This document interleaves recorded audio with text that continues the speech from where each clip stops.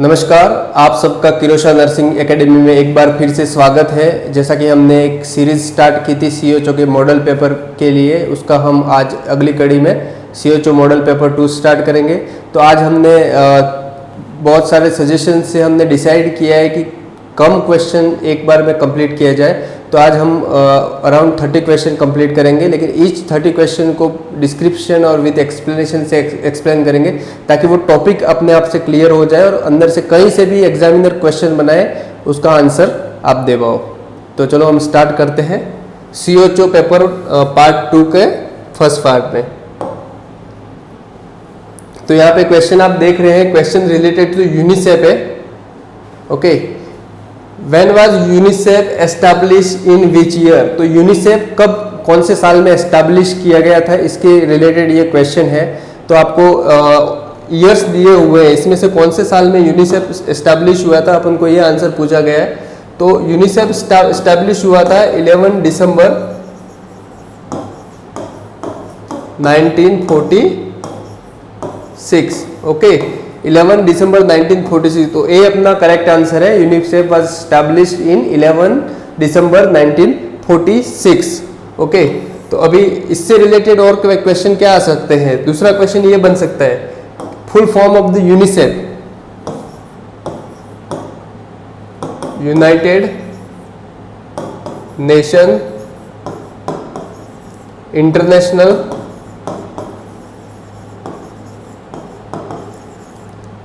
Child emergency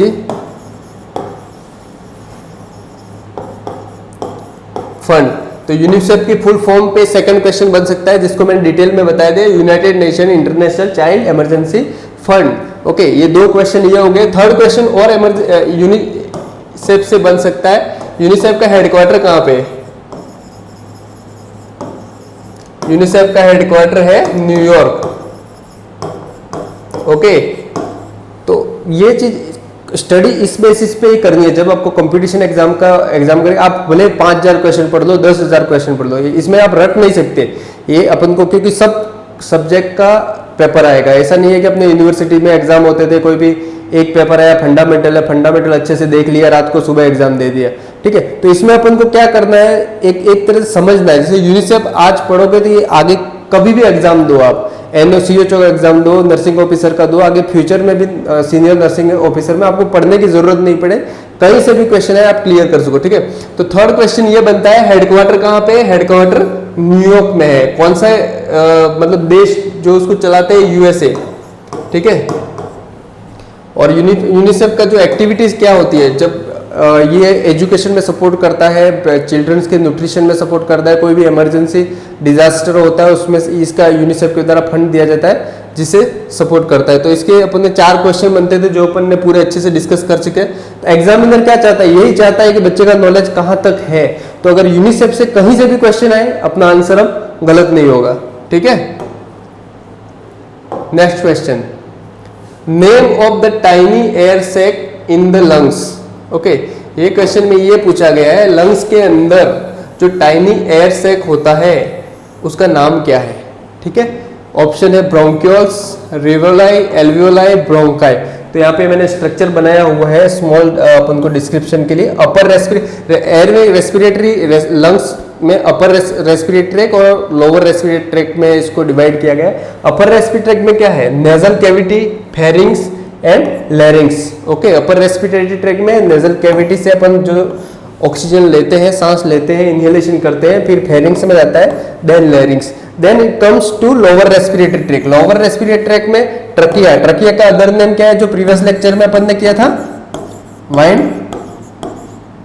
pump, ठीक है। Primary, फिर ट्रकिया से फिर ब्रोंकाई, ब्रोंकस में डिवाइड होगा राइट एंड लेफ्ट, ठीक है। राइट लंग में मैंने बताया था 3 लोब होते हैं, लेफ्ट में 2 लोब होंगे लेफ्ट लंग में। यहाँ पे क्वेश्चन आया कि राइट लंग में कितने लोब होते हैं? 3 लोब। लेफ्ट में कितने होते हैं? 2 लोब्स, ठीक है। ब्रोंकस फिर डिवाइड होंगे, ब्रोंकियल, ये जो ब्रोंकियल्स है ब्रांच की, ये इसको ब्रोंकियल बोलते हैं, और यहाँ पे जो होते हैं एल्वियोलाई। ओके, तो टाइनी एयर सैक जो होता है उसे क्या बोलते हैं? Option C is the correct answer, alveoli. Okay, next चीज इसमें से और भी बन सकती है यहाँ पे, जैसे इमेज में इस स्पेस को क्या बोलते हैं, मीडियास्टिनम बोलते हैं, और ये प्लूरल कैविटी है, विसरल एंड पैराइटल लेयर होती है, ये प्लूरल कैविटी है। ठीक है, तो यहां से अगर कोई क्वेश्चन आता है तो अपन इजीली करेक्ट कर सकते हैं। नेक्स्ट क्वेश्चन, अम्बिलिकल कॉर्ड से रिलेटेड है ये question. Umbilical cord consist of, ठीक है, अम्बिलिकल कॉर्ड कंसिस्ट ऑफ, तो अम्बिलिकल कॉर्ड में कितनी आर्टरीज और कितनी वेन होती है, इससे रिलेटेड ये क्वेश्चन है। तो मैं बता दूं, अम्बिलिकल कॉर्ड में जैसे ये इमेज में देख सकते हो, ये 2 आर्टरी है और ये एक वेन है।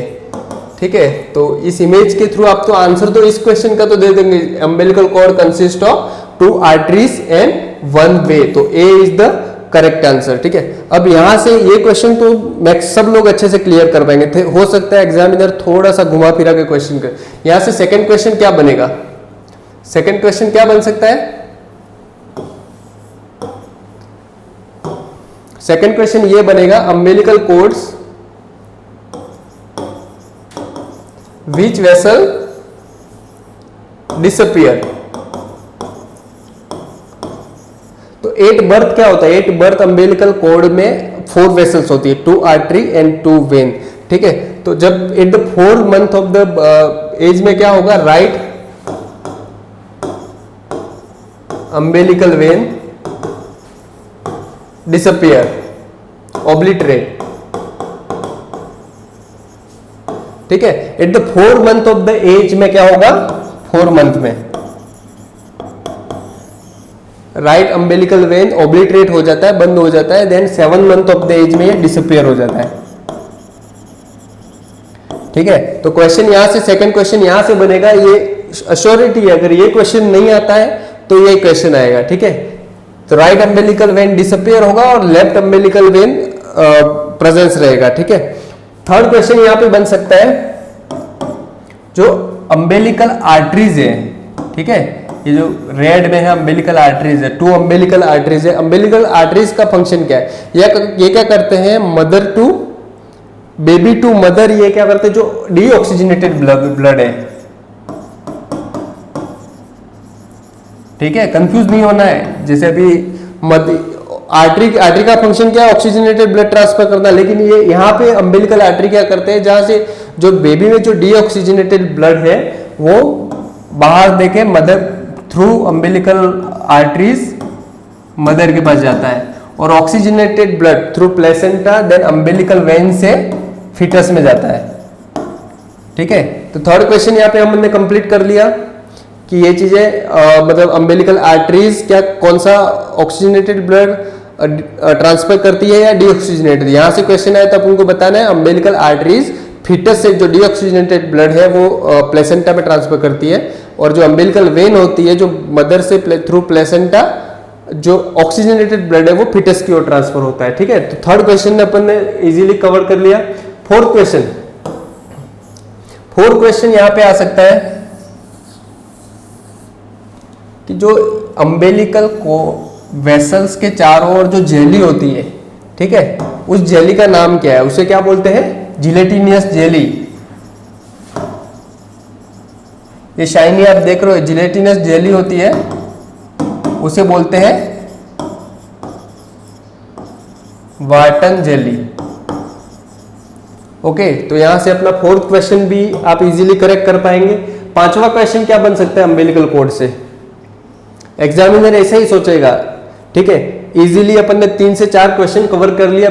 फिफ्थ क्वेश्चन ये बन सकता है अम्बिलिकल कॉर्ड से कि जो अम्बिलिकल कॉर्ड्स होती है, ठीक है, उसकी लेंथ क्या होती है, 30 to 100 सेंटीमीटर जो अम्बिलिकल कॉर्ड की है लेंथ होती है। ठीक है, अम्बिलिकल, ये जो फिफ्थ क्वेश्चन अपन ने किया कि अम्बिलिकल कॉर्ड की लेंथ, ठीक है, अगर 30 से लेस देन 30 सेंटीमीटर उसे बोलते हैं short cord, more than 100 centimetre then it's called long cord. Short cords और लॉन्ग कॉर्ड्स के दोनों के अलग कॉम्प्लिकेशन है जो हम ओबीजी के क्लासेस में पढ़ेंगे। ठीक है, तो अपन ने मेन जो 5 टॉपिक है वो अपन ने कंप्लीट 5 और 6 क्वेश्चन यहाँ से बन सकते हैं, जो कि इसके बारे में पूरा डिस्कशन कर लिया है। पहला क्वेश्चन कौन सा कि अम्बिलिकल कॉर्ड में कितनी वेसल्स होती है, तो 4 वेसल्स एट बर्थ होती है। इनिशियली 4 वेसल होती है 4 month of the foetus life में। एट बर्थ नहीं होती है, एट बर्थ 3 वेसल्स ही होती है। इनिशियल जब फिटल लाइफ होती है तो फर्स्ट 4 मंथ में क्या होता है कि आपकी 4 वेसल होती है। The 4th month right umbilical when obliterate हो जाती है, फिर धीरे से वो डिसअपियर हो सकती है और only right umbilical when he left रहती है, लेफ्ट अम्बिलिकल वेन रह जाती है। ठीक है, राइट अम्बिलिकल वेन डिसअपियर हो जाती है। ये सेकंड क्वेश्चन बना। थर्ड क्वेश्चन मैंने आपको ये बताया था कि ऑक्सीजनेटेड ब्लड और डीऑक्सीजनेटेड ब्लड कौन सा ट्रांसफर करता है, तो जो अम्बिलिकल आर्टरीज होती है, जो फिटस से जो डीऑक्सीजनेटेड ब्लड है प्लेसेंटा थ्रू मदर से एक्सीडेट होता है, और जो अम्बिलिकल वेन है जो ऑक्सीजनेटेड ब्लड फिटस की ओर पहुंचाता है। फोर्थ क्वेश्चन अपन ने क्या डिस्कस किया था, जेली, वाटर जेली से रिलेटेड किया था। फिफ्थ क्वेश्चन अपन ने length of the umbilical cord पे डिस्कशन किया था, जो कि 30 to 100 सेंटीमीटर। यहाँ पे एक और क्वेश्चन है, 6th क्वेश्चन, जो लेफ्ट अम्बिलिकल वेन है,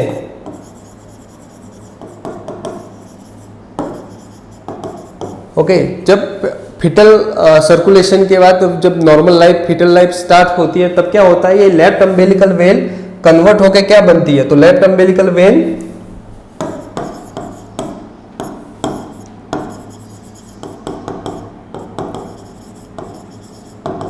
लिगामेंटम टेरस बनाता है। क्या बनाता है, लिगामेंटम टेरस। ठीक है, तो यहां से 7 क्वेश्चन थे अम्बिलिकल कॉर्ड पे। अब आप ही बताइए कहां से आप बाहर से क्वेश्चन आने के कोई चांसेस है? एग्जामिनर कहीं से भी सोचे अम्बिलिकल कॉर्ड से कोई भी रिलेटेड क्वेश्चन आए तो अपन ने पूरे टॉपिक कंप्लीट कर लिए हैं। ठीक है, next question, presence of albumin in urine is term as. ये क्वेश्चन, ये presence of albumin in urine, ये वर्ड ही बता रहा है। एल्ब्यूमिन मतलब क्या है, एल्ब्यूमिन यूरिन में प्रेजेंट है, तो इस वर्ड को क्या बोलते हैं, ध्यान से देखिए, ओलिगुरिया, एनुरिया, एल्ब्यूमिनुरिया, डिसूरिया। तो ये वर्ड ही बताया, एल्ब्यूमिनुरिया, एल्ब्यूमिन इन यूरिन, तो उसे क्या बोलते हैं, C is the correct answer, albuminuria. Okay, next इस पे एक मतलब ये क्वेश्चन, एल्ब्यूमिनुरिया कैसे ट्रांसफर होता है, जो ग्लोमेरुलस रहती है उसमें जो परमेबिलिटी रहती है वो परमेबिलिटी रिड्यूस हो जाती है, और जो एल्ब्यूमिन है यूजुअली ग्लोमेरुलस के थ्रू सिक्रीट ट्रांसफर हो जाता है और एल्ब्यूमिनुरिया होता है। कौन सी कंडीशन में होता है एल्ब्यूमिनुरिया, तो किसमें होता है, नेफ्रोटिक सिंड्रोम। ठीक है, तो आपसे आज नेफ्रोटिक सिंड्रोम भी साथ साथ अपन डिस्कशन कर लेंगे। नेफ्रोटिक सिंड्रोम में एल्ब्यूमिनुरिया होता है, इसलिए उसमें क्या होता है, हाइपोएल्ब्यूमिनिया।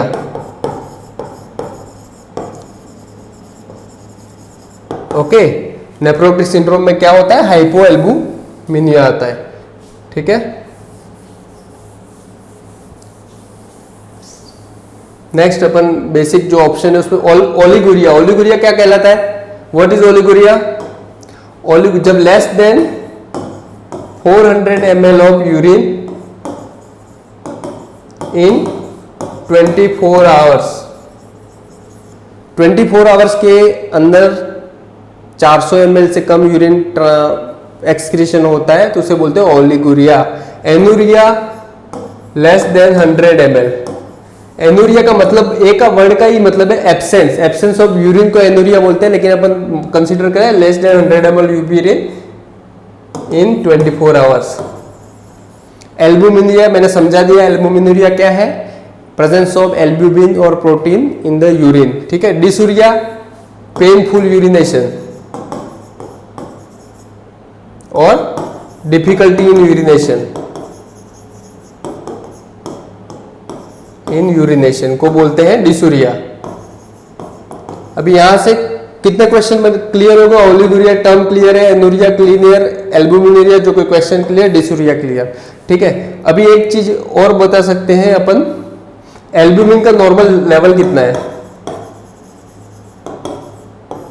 एल्ब्यूमिन का लेवल है 3.4 to 5.4 ग्राम पर डीएल, ग्राम पर डीएल जो कि है एल्ब्यूमिन का नॉर्मल लेवल। तो इस क्वेश्चन में अपन 4 क्वेश्चन इजीली कवर कर दिए। इससे रिलेटेड कोई क्वेश्चन आएगा, एग्जामिनर कहीं से भी सोचे अपन आंसर कर सकते हैं।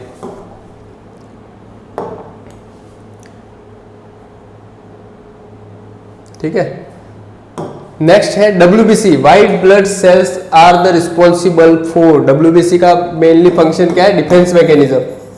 बॉडी में क्या करता है? Defence mechanism. ठीक है, WBC का जो मेन फंक्शन है बॉडी को प्रोटेक्ट करना थ्रू इन्फेक्शन। तो WBC की नॉर्मल रेंज क्या होती है? 4000 to 11000 क्यूबिक पर मिलीमीटर। ठीक है, 4000 to 11000 क्यूबिक पर मिलीमीटर। लेस देन 4000 होता है उसे क्या बोलते हैं? ल्यूकोपेनिया। मोर देन 11000 तब इसको क्या बोलते हैं?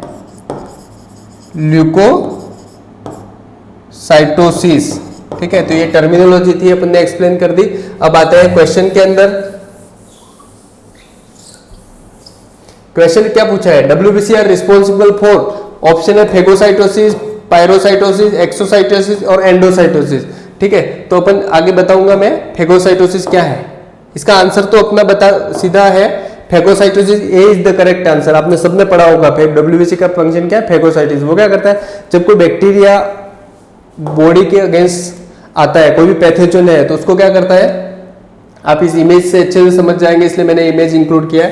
ये जो सेल्स है, ठीक है, कोई भी पैथोजन एंटर करता है, कोई बैक्टीरिया, वायरस, कोई भी पैथोजन बॉडी में जब एंटर करता है तो क्या करता है? ये जो सेल्स WBC है उसको एनगल्फ कर देती है। क्या कर दी है?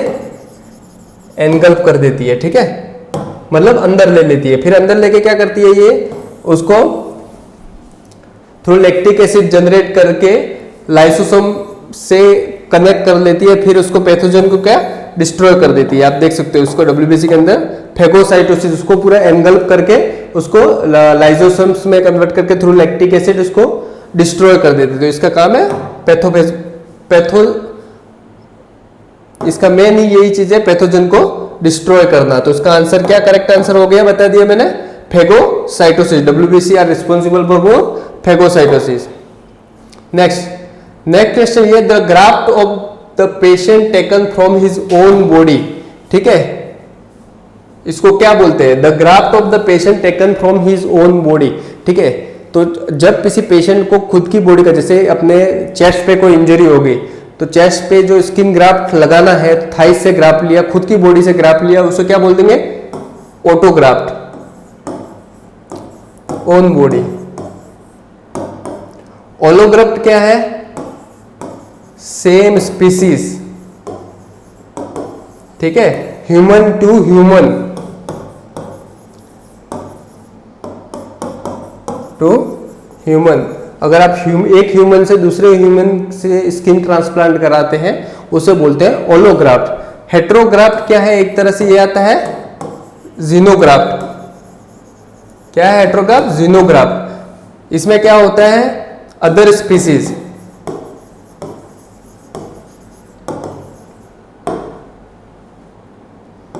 एनिमल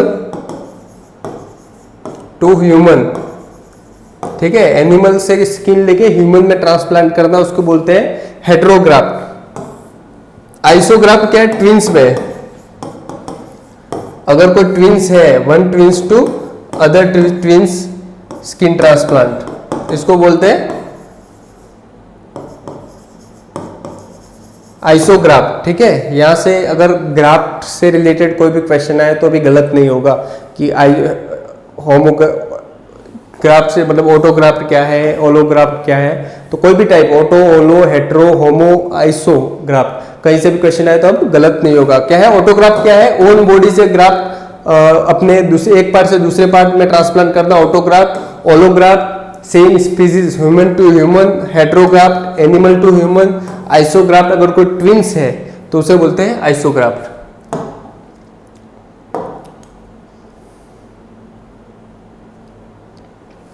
ठीक है, तो मैं आज यही आपको समझाने की कोशिश कर रहा हूँ कि आपको कम पढ़ना है, कम से कम 1 घंटे में आप 25 से 30 क्वेश्चन कंप्लीट करेंगे, कोई दिक्कत नहीं है। लेकिन यही मेन चीज इंपॉर्टेंट कि आप वो 30 क्वेश्चन करें, वो लाइफ टाइम रिमेंबर हो और आपको एग्जाम में उससे रिलेटेड कोई भी क्वेश्चन आ जाए गलत नहीं हो। आप देख सकते हैं प्रीवियस क्वेश्चन में अपन किस तरीके से डिस्कशन किया है। ठीक है, नेक्स्ट क्वेश्चन है राइगर मोर्टिस। राइगर मोर्टिस क्या है? मोर्टिस मतलब आफ्टर डेथ। क्वेश्चन यही है, यही एक्सप्लेन करता है। Mortis means after death. तो राइगर मोर्टिस का मतलब क्या है, क्वेश्चन में ये पूछा। Option A cooling of the body. चलो इसी को एक्सप्लेन करते हैं। कूलिंग ऑफ द बॉडी का मतलब क्या है? टेम्परेचर। ठीक है, जब डेथ के बाद टेम्परेचर का, बॉडी के टेम्परेचर का कम हो जाना, कूलिंग ऑफ द टेम्परेचर। ये भी मोर्टिस का एक टाइप है। कौन सा मोर्टिस? एल्गोर मोर्टिस। ओके, डेथ के बाद एल्गोर मोर्टिस में क्या होता है? Every hourly 1.4 degree Fahrenheit temperature decrease होता है। तो जब पोस्टमार्टम होता है तो कितने घंटे के बाद कितना टेम्परेचर कम हो गया, तो बॉडी का जो 98.6 degree Fahrenheit normal body temperature है, every hourly 1.4 degree Fahrenheit till 12 hour. ठीक है, आफ्टर 12 आवर क्या होगा? 0.7 डिग्री फ़ारेनहाइट कम होगा बॉडी टेम्परेचर। ठीक है, next bluish colour of the body after death, इसको बोलते हैं लिवर मोर्टिस। इसमें क्या होगा? लिवर मोर्टिस में क्या होता है? जब डेथ होती है पेशेंट की, तो उसमें क्या होता है? जब जो बॉडी का ब्लड होता है दैट पुल्स डाउनवर्ड्स। ओके, जो अपने शरीर में बिलो मतलब लोअर लिम्स के ऑर्गन है या फिर लोअर पार्ट्स के ऑर्गन है, उसमें ब्लड एक्यूमुलेशन हो जाता है, तो ब्लूइश अपर पार्ट में क्या? Bluish discoloration of the body होता है, उसे लिवर मोर्टिस बोलते हैं। Third, stiffness of the body after the death. Death के बाद बॉडी में स्टिफनेस होती है, उसे क्या बोलते हैं? जो अपना क्वेश्चन है, राइगर मोर्टिस। ठीक है, stiffness of the body after birth, ये अनरिलेटेड है। तो मोर्टिस के 3 टाइप है, algor mortis, livor mortis, rigor mortis. तो कहीं से भी क्वेश्चन आए इजीली राइट करेंगे। अल्गर मोर्टिस क्या है? क्या बताया था मैंने? अल्गर मोर्टिस आप लोगों को बॉडी का टेम्परेचर कम हो जाना। ठीक है, cooling of the body every hourly, जब डेथ के बाद 1.4 डिग्री फ़ारेनहाइट से कम होता है, within 12 hour every hour 1.4 degree Fahrenheit बॉडी का टेम्परेचर कम होता है। After 12 hour 0.7 degree Fahrenheit. तो ऐसे कैलकुलेट करता है, 12 आवर गुजरने के बाद क्या था? 1.4 इंटू 12 कर लेंगे तो इतना डिग्री टेम्परेचर उसका बॉडी का कम होगा। इस हिसाब से पोस्टमार्टम के बाद रिपोर्ट दी जाती है। ब्लूइश कलरेशन, लिवर मोर्टिस मैंने बताया, डेथ के बाद जो बॉडी के लोअर ऑर्गन होते हैं उसमें ब्लड पूलिंग होता है, तो उसे लिवर मोर्टिस बोलते हैं। Stiffness of the muscles and all body part को बोलते हैं राइगर मोर्टिस। ठीक है, मोर्टिस से रिलेटेड क्वेश्चन आए तो अब रॉन्ग नहीं होना चाहिए। Next question, birth weight doubles 8। ये क्वेश्चन है कि आपका बर्थ वेट है बेबी का, वो डबल्स कब होता है? तो सीधा आंसर है ए, 5 to 6 मंथ में बर्थ वेट डबल। डबल कब होता है? 5 to 6 मंथ। ट्रिपल कब होता है? 1 ईयर। ठीक है, 4 गुना कब होता है? 2 ईयर। 5 गुना होता है 3 ईयर। ठीक है, तो ये कहीं से भी क्वेश्चन आए 10 टाइम हो जाएगा इन 10 ईयर। बर्थ वेट से रिलेटेड कोई भी क्वेश्चन है तो अपन सॉल्व कर सकते। नॉर्मल बर्थ वेट कितना होता है? 2.5 kg birth weight.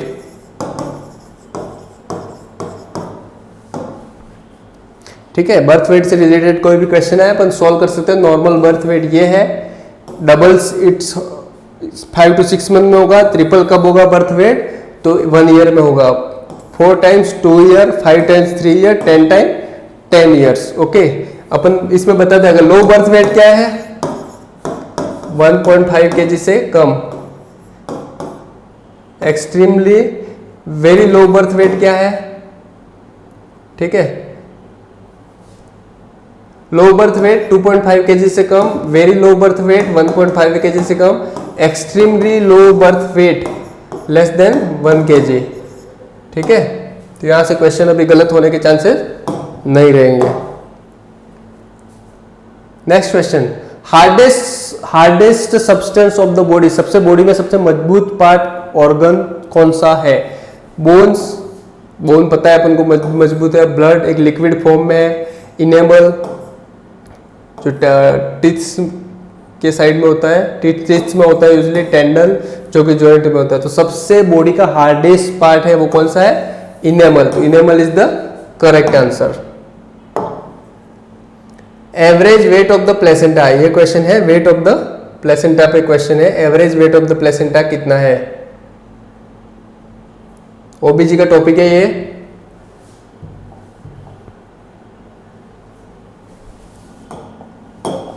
Average weight of the placenta, ठीक है। तो वेट ऑफ द प्लेसेंटा कितना है? 500 ग्राम। आपने पढ़ा होगा 500 gram is the weight of the placenta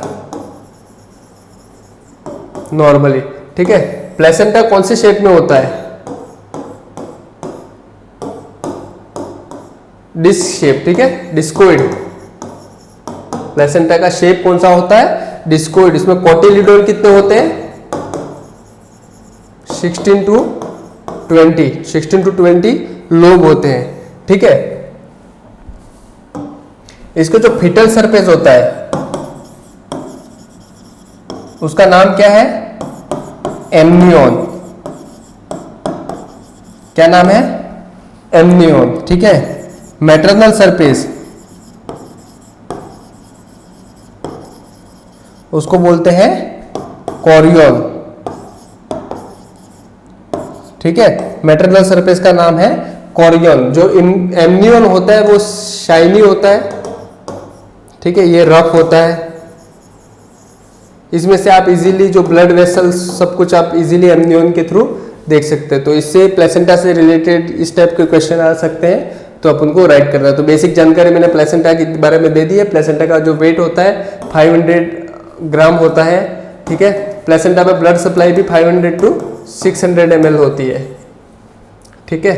जो अम्बिलिकल कॉर्ड है वो कौन सी सरफेस से अटैच होता है? तो foetal surface, okay, foetal surface से अटैच होता है।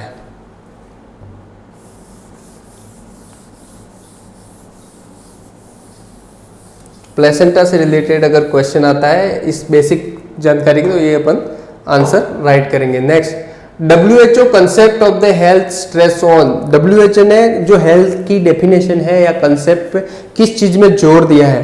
तो इसका ये क्वेश्चन अपन NRHM में भी प्रीवियस आ चुका है, ठीक है। CHO गुजरात, CHO MP, हर जगह ये हेल्थ की डेफिनेशन पे क्वेश्चन रिपीट होता है। सबसे पहले एक क्वेश्चन आया था 2016 या 17 जब अपन ने एग्जाम दिया था NRHM में। तो जो WHO की जो क्वेश्चन हेल्थ की डेफिनेशन किसने दी है? तो यहाँ तो सीधा आंसर में दे दिया है WHO। तो आपको ये याद रखना है। कहीं वर्जीनिया हेंडरसन उस टाइप के भी ऑप्शन आ सकते हैं। वर्जीनिया हेंडरसन ने नर्सिंग की डेफिनेशन दी थी, हेल्थ की डेफिनेशन दी है WHO ने, ठीक है।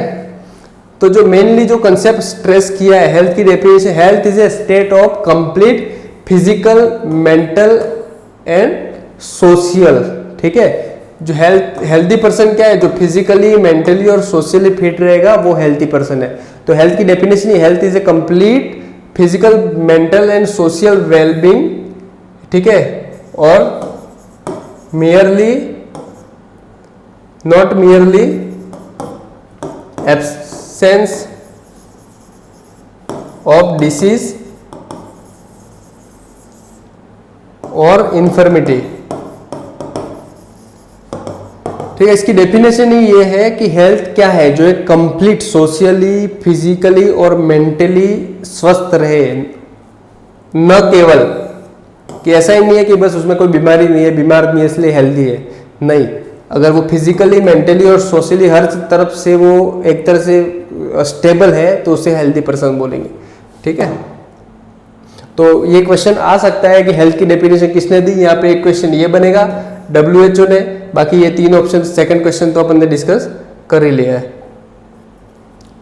Ringer lactate does not contain, जो RL सॉल्यूशन होता है 500 ml, यूजुअली अपन क्लिनिकल प्रैक्टिस में यूज करते हैं, तो रिंगर लैक्टेट में क्या क्या चीजें होती है, ये क्वेश्चन बन सकता है यहाँ पे।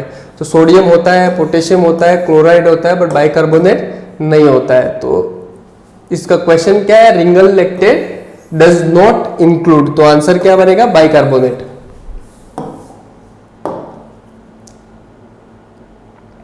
Next question, the process of restriction of movement of a person who come in contact of a disease person, ये शब्द आपने बहुत टाइम सुना होगा, ये जो वर्ड जो है क्वारंटाइन,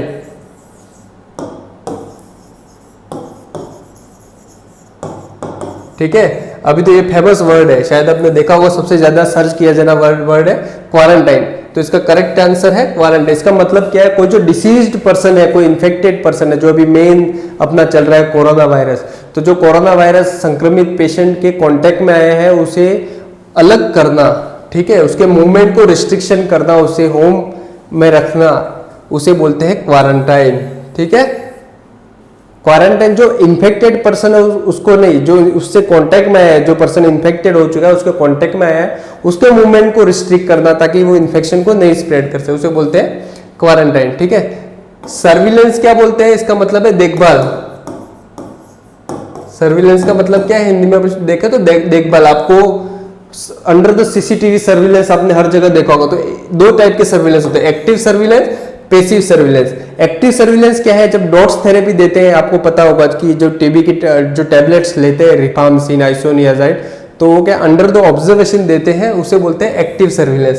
पैसिव सर्विलेंस क्या है, हेल्थ वाइटल स्टैटिस्टिक्स, वो वाइटल स्टैटिस्टिक्स के जो डाटा करते हैं, लाइक इन्फेंट मोर्टेलिटी कितनी रेट है, तो सब डाटा कहीं से डॉक्टर्स या फिर क्लिनिक हर जगह से कलेक्ट करना, उसे बोलते हैं पैसिव सर्विलेंस। आइसोलेशन क्या है, जो पर्सन इन्फेक्टेड है या डिसीज पर्सन है, जो कॉन्टाजियस बीमारी से संक्रमित है, उसे आइसोलेट करना और उसकी देखभाल करना, उसे बोलते हैं आइसोलेशन। तो ये सब चीजों से आप समझ गए होंगे आराम से। Next question, the recommended noise level is, सीधा क्वेश्चन है, recommended noise level is, answer is the correct 85 decibel is the recommended noise level, okay. यहाँ पे दो क्वेश्चन बन सकते हैं, जो नॉइज लेवल होता है उसको किस में नापा जाता है, वो तो किस में आता है, डेसिबल। और सीधा क्वेश्चन आ गया, रिकमेंडेड जो उच्च नॉइज लेवल है, जो आराम से अपन सुन सकते हैं, ऐसे कोई प्रॉब्लम नहीं हो, तो 85 decibel. Schick test can be done in case of, शिक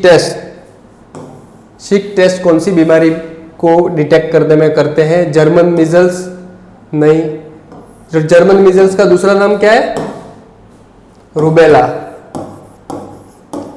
ठीक है, रूबेला का बोलते हैं जर्मन मिजल्स। मिजल्स मेनिंजाइटिस, ठीक है, मिजल्स का दूसरा नाम है रूबियोला। मेनिंजाइटिस इन्फ्लामेशन ऑफ मेनिंजस,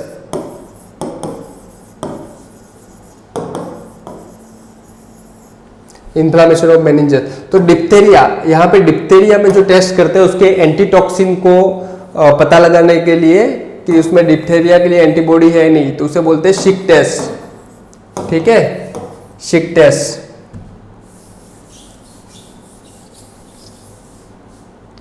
आपको अगर कुछ चीज समझ में आए और उसको स्क्रीनशॉट लेना चाहे तो सही टाइम पे ले लीजिए, ताकि आप फ्यूचर में इसको रेफरेंस कर सकते हैं, ठीक है। पॉजिटिव, और यहाँ पे दूसरा एक तो सीधा क्वेश्चन है कि शिक टेस्ट किस में करते हैं, डिप्थेरिया में। अभी डिप्थेरिया का पॉजिटिव ऑर्गेनिज्म क्या है, पॉजिटिव ऑर्गेनिज्म डिप्थेरिया का क्या है, तो कॉर्नी बैक्टीरियम डिप्थेरी, ठीक है, corny bacterium diphtheriae is the positive organism. ये कौन सा बैक्टीरिया है, ग्राम पॉजिटिव। तीसरा क्वेश्चन आएगा, इसका अदर नेम क्या है, लेब्स क्लोफलर, बेसिलाई, ठीक है। इसका स्ट्रक्चर क्या होता है? चाइनीज, इसका जो माइक्रोस्कोप में देखते हैं तो चाइनीज लेटर जैसा उसका स्ट्रक्चर होता है। तो डिप्थेरिया से रिलेटेड इन 4-5 क्वेश्चन बन सकते हैं। और एक लास्ट ये है शाइनी ग्रे पैचेस प्रेजेंस,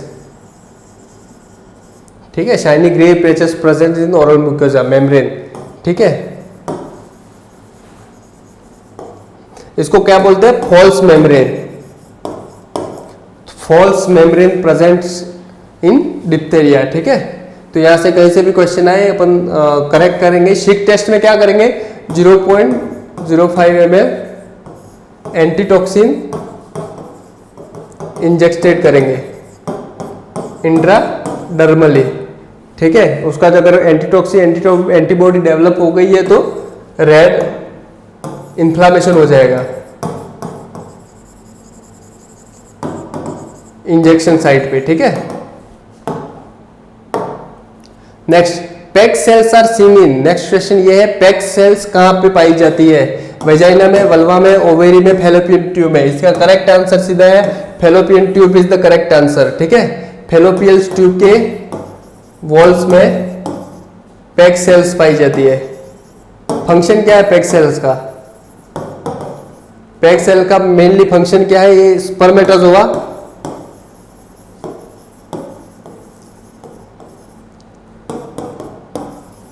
को मेंटेन करती है न्यूट्रिटेटिव एक्शन के द्वारा, ठीक है। और spermatozoa plus it help in spermatozoa fertilization में प्लस ओवम, ठीक है। तो मेनली पैक सेल्स जो फैलोपियन ट्यूब की वॉल्स में होती है, ये क्या करती है? जब स्पर्मेटोजोआ को कैपेबल बनाती है कि वो फर्टिलाइज हो सके एम्पुला में, और ओवम के साथ दोनों को न्यूट्रिटेटिव वैल्यू प्रोवाइड करती है और आगे प्रोसीड हो सके। Which committee also known as health survey and development committee? ये क्वेश्चन बहुत बार राजस्थान के तो हर एग्जाम में यूजुअली आता ही है। आंसर है Bhore committee, health survey and development committee, ठीक है। कौन सी कमिटी है? Health survey and development committee, भोर कमिटी, ठीक है। अभी क्या, भोर कमेटी जब बनाई कब थी? एस्टैब्लिश कब हुई थी? ये सेकंड क्वेश्चन बन सकता है। 1943। रिपोर्ट कब सबमिट की? 1946, ठीक है। ये भोर कमेटी का दी किसने थी? सर जोसेफ बोरे, ठीक है। मुडालियर कमेटी क्या है? Health survey and planning committee. Srivastava क्या है? Medical education. श्रीवास्तव कमेटी में मेडिकल एजुकेशन में काम किया था। मुडालियर कमेटी का क्या है? 1962, ठीक है। नेक्स्ट है करतार सिंह कमेटी। करतार सिंह कमेटी का क्या मेन चीज है? Multipurpose worker, development of the multipurpose worker. तो इसमें से कहीं से भी क्वेश्चन आएगा ही, ये क्वेश्चन मस्ट है, बहुत इंपॉर्टेंट है, अच्छे से पढ़ लीजिए इसे।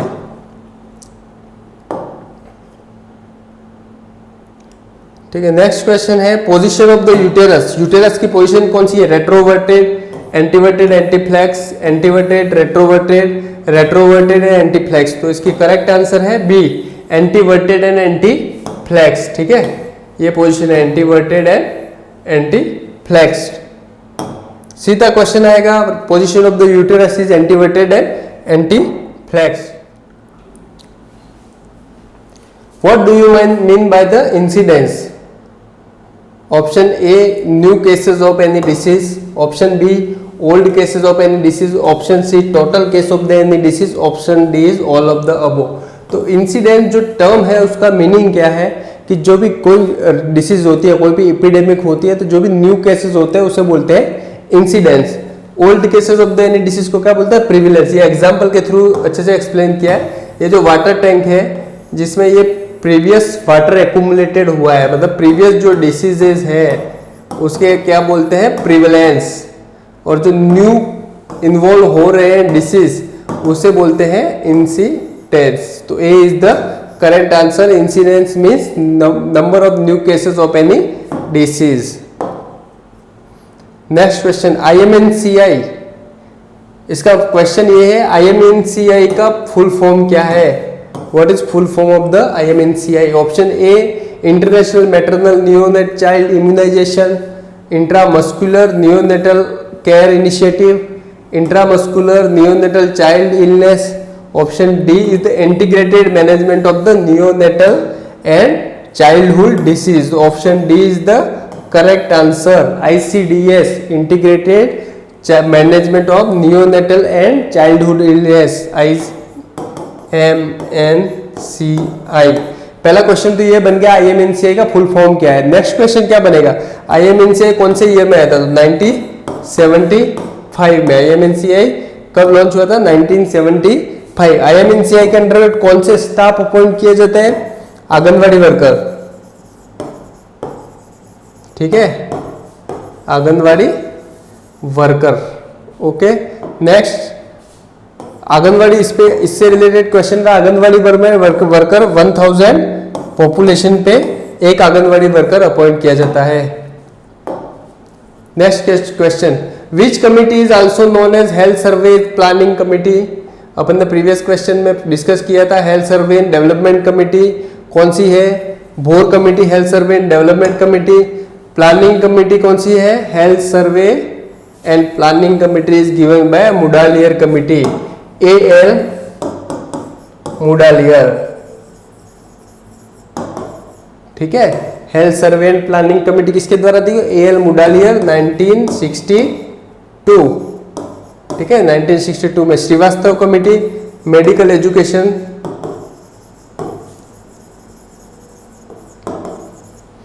Kartar Singh committee, MPW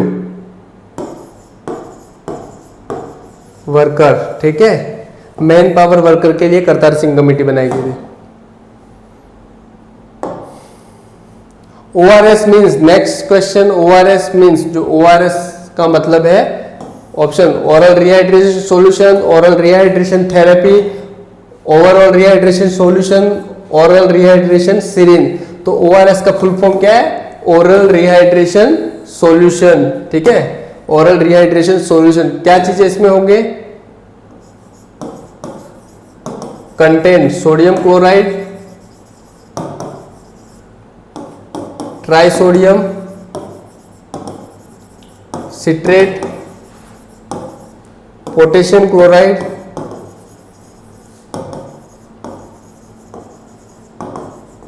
next है ग्लूकोज। तो सोडियम क्लोराइड कितना होता है? 2.6 ग्राम, ट्राइसोडियम क्लोराइड 2.9 ग्राम, पोटेशियम क्लोराइड 1.5 ग्राम, और जो ग्लूकोज होता है 13.5 ग्राम। तो टोटल होता है 20.5 ग्राम कंपोनेंट होते हैं, ठीक है। तो यहाँ पे दोनों क्वेश्चन राइट होने चाहिए, ORS की फुल फॉर्म और ORS में क्या क्या कंटेंट होता है। इसे एक्सेप्ट करके क्वेश्चन आ सकता है। तो sodium chloride, potassium chloride, trisodium citrate, potassium chloride और ग्लूकोज होता है।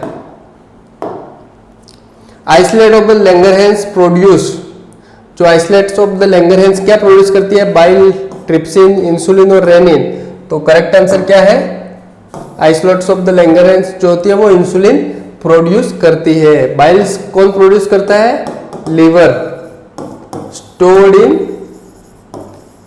Gall bladder.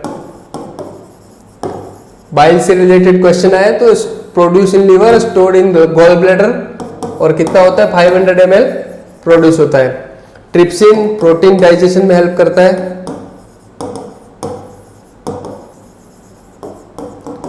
Insulin beta cells, isolate of the Langerhans beta cells द्वारा प्रोड्यूस होता है। आइसोलेट्स मैक्सिमम नंबर कहां पे होती है? Tail of the pancreas. जो आइसोलेट्स ऑफ लैंगरहैंस जो होती है सेल्स, वो कहां पे होती है? Maximum tail, pancreas. ये क्वेश्चन बन सकता है, पेनक्रियास के कौन से पार्ट में isolates of Langerhans maximum presence होती है, तो टेल्स में हेड, नेक, बॉडी, टेल करके ऑप्शन आ जाएंगे, तो टेल में होती है। रेनिन जो कि हार्मोन है, किडनी द्वारा सीक्रेट होता है। Next question, the stage of disease cycle in which sign and symptom are notice. तो जो डिसीज साइकिल होता है उसमें कौन सी स्टेज ऐसी है जिसमें sign and symptom are notice? Incubation period, explanation दे देता हूं। इंक्यूबेशन पीरियड क्या है? कोई भी एजेंट है, pathogen, enter in body and first symptom,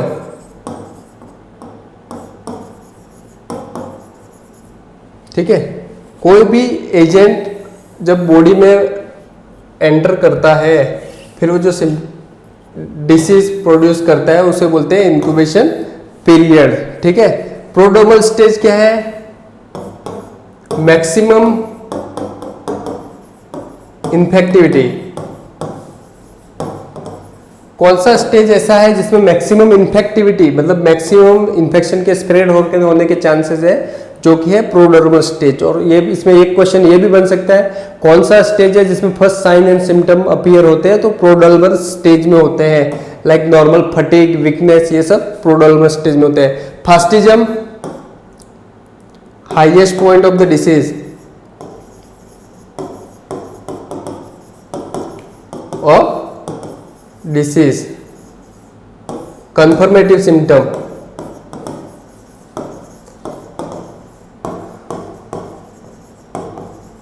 confirmative symptom of the disease presents होते हैं।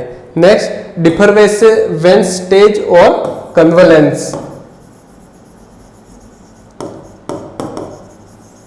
डिफरेंसिंग स्टेज में क्या होता है? सिम्टम सबसाइड,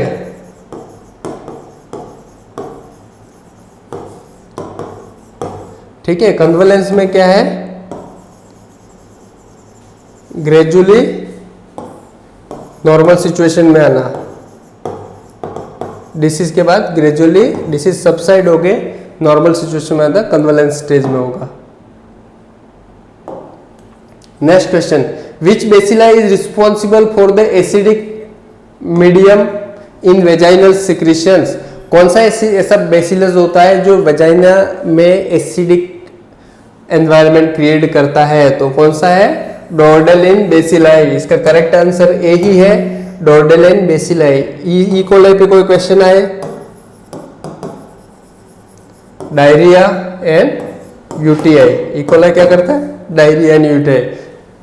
इसका करेक्ट आंसर है Doderlein bacilli. Community health centre cover the population excuse एक कम्युनिटी हेल्थ सेंटर एक्सक्यूज एक कम्युनिटी हेल्थ सेंटर कितनी पॉपुलेशन को कवर करता है? एक सब सेंटर, ठीक है। इसका सीधा आंसर दे दूं, community health centre 1 lakh to 1,20,000 population को कवर कर सकता है। इसका सीधा आंसर यह है। 1 एक sub centre, 1 PHC and 1 CHC। Sub centre क्या करता है? प्लेन एरिया एंड हिली।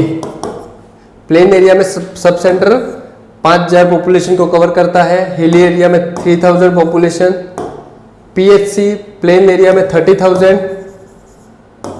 हिली एरिया में 20,000,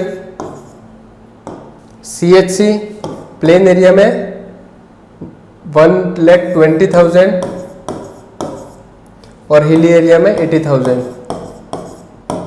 ठीक है। तो ये कहीं से भी क्वेश्चन आए, दोनों साइड से दोनों क्वेश्चन आपको करेक्ट कर सकते हैं।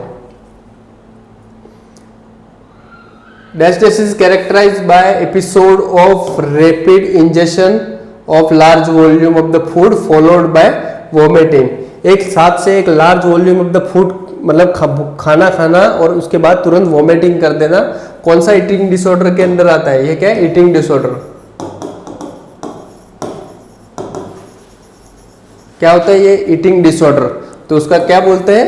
Bulimia nervosa is the correct answer. Large amount में खाना खाना, उसके बाद वोमिटिंग करते हैं ना, बुलिमिया नर्वोसा। एनोरेक्सिया नर्वोसा क्या है? वो बार बार खाना नहीं खाते हैं, लैक ऑफ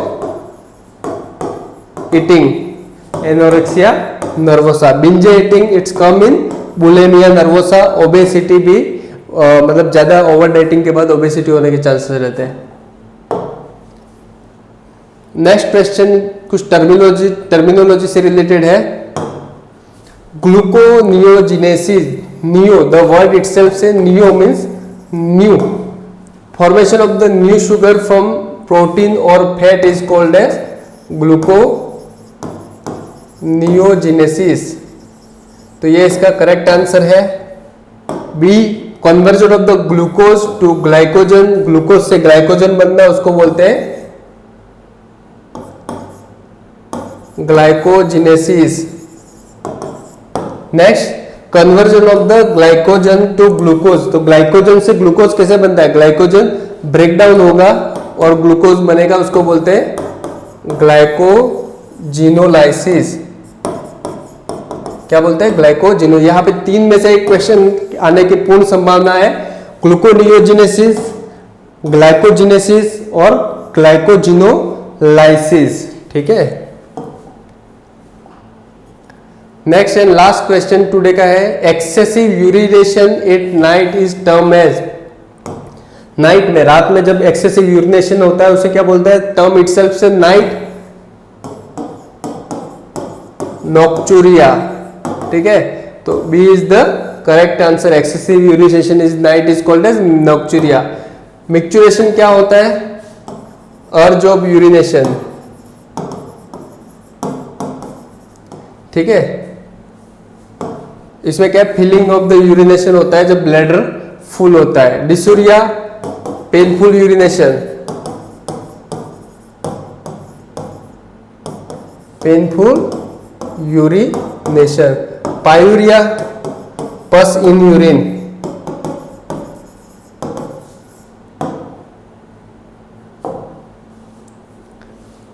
तो थैंक यू ऑल। आज हमने सीओएचओ के मॉडल पेपर के सेकंड के 30 क्वेश्चन कंप्लीट किए। 30 क्वेश्चन के साथ उसको 30 टॉपिक को भी कंप्लीट कर दिए ताकि उसमें से कहीं से भी एग्जामिनर क्वेश्चन बनाए अपन अच्छे से राइट कर सकते हैं। ठीक है, और कोई आपको कोई कमेंट हो, कोई न्यू टॉपिक स्टडी करने के लिए या डिस्कशन के लिए, तो कृपया कमेंट बॉक्स में कमेंट मारें। और कोई भी इस टॉपिक को आप वीडियो को लाइक करते हैं तो लाइक, शेयर एंड सब्सक्राइब करें और बेल आइकन जरूर दबाएं ताकि आने वाले वीडियो से आप अपडेट रहे। Thank you all.